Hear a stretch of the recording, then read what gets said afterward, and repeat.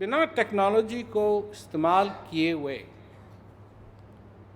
संभव नहीं होगा कि हम उस रफ्तार से पूरे हिंदुस्तान में प्रचार फैला सकें और उन जगह प्रचार फैला सकें जहां आदमी का जाना मुश्किल है। तो वो तो तभी संभव होगा जबकि हम नई टेक्नोलॉजीज़ को एम्ब्रेस करें। एम्ब्रेस का मतलब गले लगना है, अपनाएं। और ज़रूरी है, मतलब मैं ये नहीं, मतलब मैं फेसबुक पे नहीं हूँ, मैं ट्विटर पे नहीं हूँ, मैं व्हाट्सएप में नहीं हूँ, जानबूझ के नहीं हूँ, क्योंकि उससे पहले कि मैं ट्विटर या फेसबुक या कुछ भी इस्तेमाल करना शुरू करूँ, कोई भी सोशल मीडिया इस्तेमाल करना शुरू करूँ, सबसे पहली बात यह है कि स्ट्रैटेजी होनी चाहिए। क्यों? जिसके पास स्ट्रैटेजी नहीं है, जो सिर्फ इस्तेमाल करना शुरू कर देता है, ज़्यादा दूर नहीं जाएगा वो। और क्या कहते हैं, दोनों ही चीज़ हैं। सोशल मीडिया में लोगों की वाह भी है और सोशल मीडिया के कारण लोग सुसाइड भी कमिट करते हैं। तो दोनों ही बातें हैं। तो हमारे लिए सबसे बढ़िया मीडियम कौन सा है? ये बैठ के बात करनी है, ये बैठ के समझना चाहिए, सोचना चाहिए ऐप का क्या महत्व होगा। जो एक चीज़ है जो काफ़ी लोग नहीं समझते हैं, परंतु, और मैं भी नहीं समझता था, पर जब एक मीटिंग में फिर मेरे को समझ में आने लगी, क्योंकि एक आदमी ने मेरे को समझाई जो मेरे लिए एक रेडियो स्टेशन खोलना चाहता है, मेरी मदद करना चाहता है उस रेडियो स्टेशन को खोलने के लिए। पर वो टेरेस्ट्रियल रेडियो स्टेशन नहीं होगा, वो क्या कहते हैं, पॉडकास्ट की तरह रेडियो स्टेशन होगा। तो उसने समझाया कि मीडिया बहुत फेजेस से गुजरा है,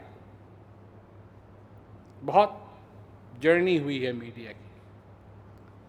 तो सबसे पहले मीडिया जो लोगों तक पहुंचता था जनरली, बहुत जिसकी हाई सर्कुलेशन थी, वो रेडियो था। उसके बाद बहुत सारे वेरिएंसेस आए बीच में, टेप रिकॉर्डर आए, और क्या कहते हैं, टेलीविज़न आया।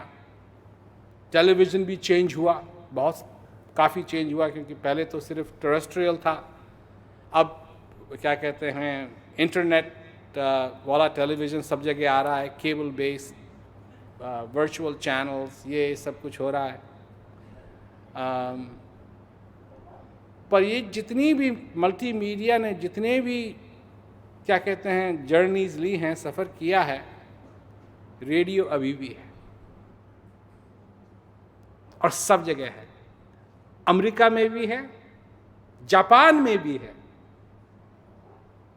जो सबसे ज़्यादा टेक्नोलॉजिकली चेंज करते रहते हैं सब कुछ, जापान में भी है और हिंदुस्तान में भी है। और जब कोई कार में होता है या कहीं ऐसी जगह होता है जहाँ टीवी ना देख सके, रेडियो, कार में रेडियो चालू कर सकता है।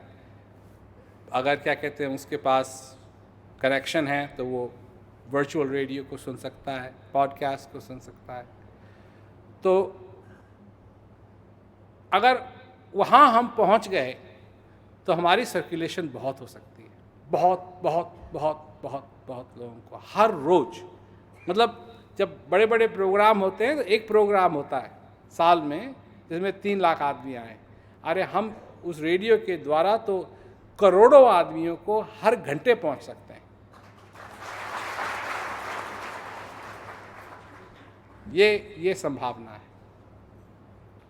और अगर हिंदुस्तान में हम पीआर कंपनी करेंगे, और ये इस बात की चर्चा चल रही है इस समय, तो हम सबसे पहले एक पैकेज बनाएंगे। जो लोग नहीं सुनेंगे हमारी बात रेडियो पे, नहीं सुनेंगे हमारी बात, या जो लोग सहयोग करना चाहते हैं, जो प्रेमी लोग ही हैं, बस में सफ़र कर रहे हैं, रेल में सफ़र कर रहे हैं और किसी को कुछ देना है या चर्चा चालू हो गई और किसी को कुछ देना है, तो ऐसा मटेरियल हो कि उसमें न सिर्फ सत्संग हो परंतु ज्ञान कुंजी की भी, पीस एजुकेशन की भी पीक की सारी बातें उसमें हों।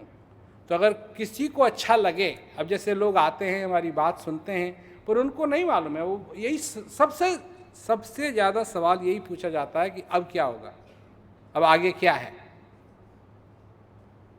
तो जो पीक की चर्चा मैंने अभी चालू कर दी है, इंटरव्यूज़ में भी चालू कर दी है, तो लोग जब पूछना चाहते हैं कि अब आगे क्या है तो मैं कहता हूँ पीक है। और पीक क्या है? पीस एजुकेशन और कीज़ हैं, और इसको सुन करके आप अपने समझ से और ज्ञान तक आप पहुंच सकते हैं। तो इसलिए नहीं होता है क्योंकि नक्शे में रोड यहाँ तक आता है और ये नक्शे में नहीं है रोड, तो कहाँ लोगों को नहीं मालूम क्या करना है क्या नहीं करना है। वो सुनते हैं, अच्छी बात है, बात तो अच्छी है परंतु एक और चीज़ भी है और इसका पूरा कनेक्शन होना बहुत जरूरी है, और वो होगा। और क्या कहते हैं, एक बात और आप मत भूलिएगा कि जो कुछ भी होगा आप लोगों को उसमें योगदान का और सहायक बनने का मौका जरूर मिलेगा।